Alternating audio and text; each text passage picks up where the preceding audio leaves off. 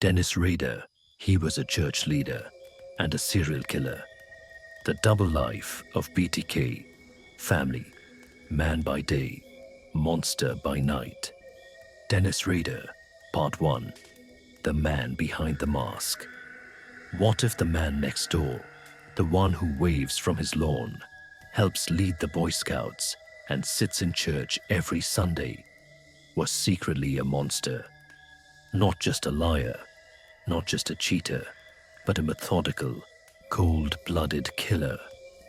This is the story of Dennis Rader, a man who lived two lives, one as a respected family man, and the other as the BTK Killer. BTK, bind, torture, kill.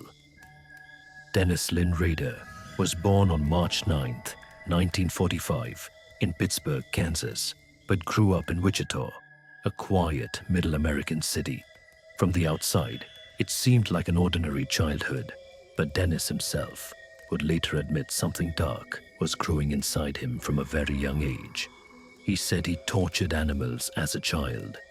He fantasized about tying women up, dominating them, controlling their every breath. These weren't fleeting thoughts, they were obsessions. And like many predators, he learned early on how to hide them. After graduating high school, Rader joined the US Air Force in the 1960s. He served for 4 years and returned to Wichita in 1970. He got married, had 2 children, went to church, and held steady jobs. He studied criminal justice at Wichita State University and worked for ADT Security Services, installing alarm systems in people's homes, often the very thing his future victims would hope could protect them. He even became a compliance officer in the small town of Park City, Kansas, the man who enforced city codes, cited homeowners, and patrolled neighborhoods. People called him stern but dependable, quiet but loyal. No one knew who he really was. January 15th, 1974. The nightmare began. Rader walked into the home of the Otero family, a father, a mother, and 2 young children. He bound them one by one using rope and tape. He told them it was just a robbery, but it wasn't. He strangled the father, then the mother, then the son, 9 years old. Finally, he wrapped a bag over the head of the 11-year-old daughter, Josie, and killed her slowly, methodically. Then he took a souvenir, a watch.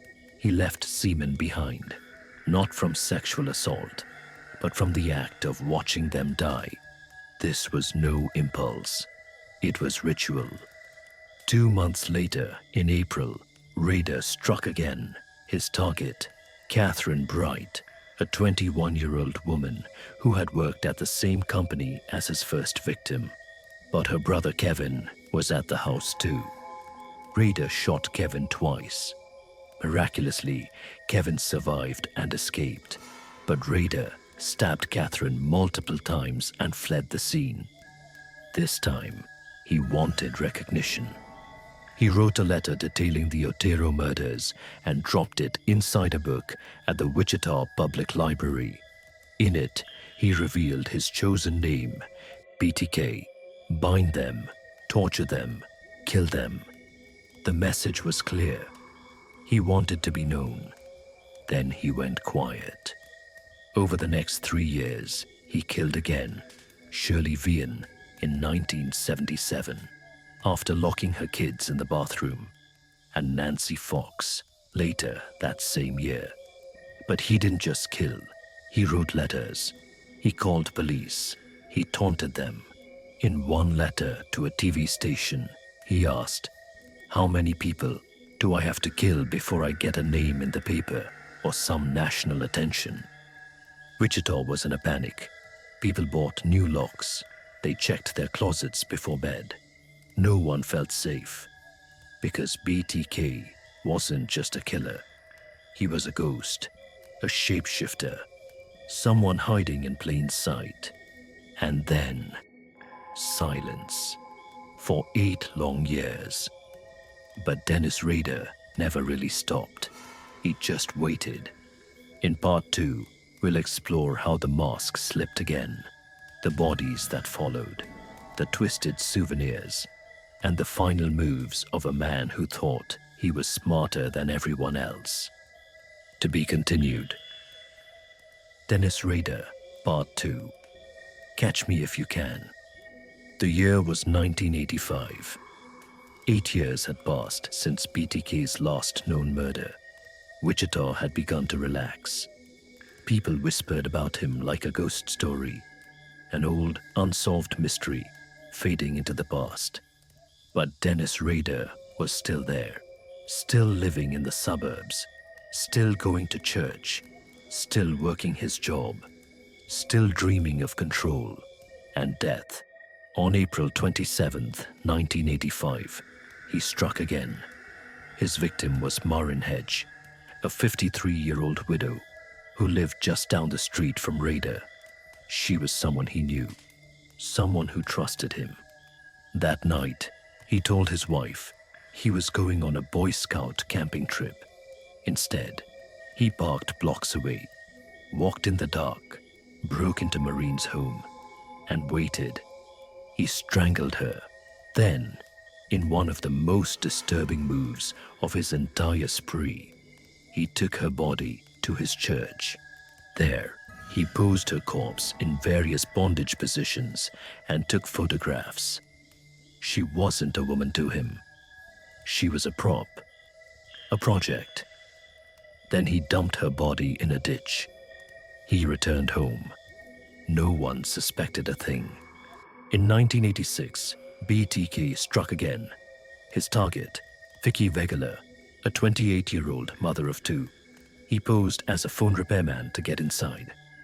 Once in, he pulled a gun, tied her up, and strangled her. He took photos, always the photos.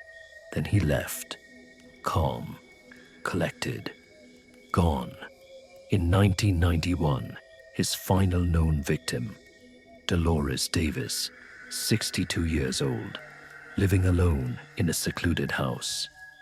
Rader killed her, stashed the body under a bridge, and returned days later to photograph and reposition it. Then silence again. No more letters, no more murders. Just Dennis Rader, living as a model citizen, a father, a husband, a church president, a code enforcement officer. It wasn't until 2004, on the 30th anniversary of the Otero murders, that BTK reappeared. A local newspaper ran a retrospective. It asked whether the killer had died, moved away, or perhaps was still out there. Rader couldn't resist. He began sending letters again, to newspapers, TV stations, even the police. Sometimes he'd leave them in random places around Wichita. One came in a cereal box, left in the back of a truck. Inside were photos of one of his victims, a copy of her driver's license, and a poem. Other packages included dolls posed like his victims, notes signed with his familiar symbol, and always, always, those words: bind, torture, kill. He taunted police with riddles, gave them souvenirs. He wanted them to know he was back. Then he made a mistake. In early 2005, Rader sent police a floppy disk. But first, he asked, "Can you trace this?"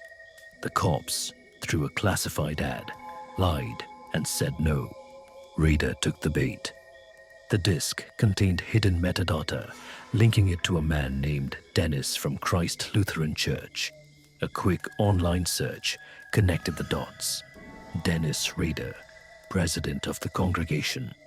DNA from his daughter's medical records matched semen found at the Otero crime scene.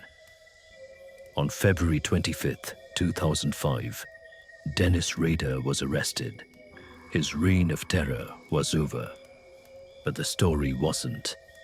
In part 3, we'll go inside the interrogation room, the trial, and the shocking confessions that stunned even the most hardened detectives. We'll uncover how he viewed his victims, how he categorized his projects, and how close he came to killing again. To be continued. Dennis Rader, Part 3, Monster Unmasked. When Dennis Rader was arrested, he didn't fight, he didn't run. He sat calmly in an interrogation room and answered questions like he was chatting with a neighbor over coffee. He confessed to everything. In chilling, emotionless detail, he walked detectives through each murder, one by one, from how he chose his projects, to what he wore, to how he posed the bodies. He had nothing to hide anymore. Rader described his victims as projects. He ranked them. He kept records. He made sketches. He stored clothing and personal items. Some things were hidden in his home. Others he buried in secret hideouts across Wichita. He said he was driven by Factor X, a mysterious force that made him kill. He compared himself to other serial killers, Ted Bundy, Jack the Ripper. He saw himself as one of them, part of a twisted brotherhood. He wasn't sorry. Not really. Not for the murders. Not for the fear. He was disappointed the game was over. In June 2005, Rader pled guilty to 10 counts of first-degree murder. In court, he gave a deadpan monologue describing how he killed each victim. There was no emotion, no remorse, just cold, procedural storytelling. He spoke like a man describing how to change a tire. The families of the victims sat in horror. Some cried, some screamed, some just stared. When asked why he killed, he responded, "I had fantasies. I wanted control. I wanted to put them in bondage and pretend they were mine." In August 2005, Dennis Rader was sentenced to 10 consecutive life sentences, one for each life he destroyed. There was no possibility of parole, no future, only a cement cell and silence. Even in prison, Rader remained manipulative. He wrote letters. He gave interviews. He tried to sell his artwork. He called himself a friendly psychopath. In one letter, he described how he fantasized about killing more people. Even while locked away, the hunger hadn't died. He spoke about new projects he would have pursued if he hadn't been caught. He had a hit list. He had plans. He just ran out of time. To this day, Dennis Rader is alive. He sits in a maximum security prison in Kansas, alone, aging. His daughter has disowned him. His wife divorced him shortly after his arrest. His church removed all traces of his existence, but the damage remains. Wichita still bears the scars. Survivors still relive the terror. And true crime scholars continue to study Rader's dual life, the chilling fusion of normalcy and monstrosity, because that's what makes him unforgettable. Dennis Rader didn't look like a killer. He looked like us. And that's what makes the BTK story so terrifying. The end.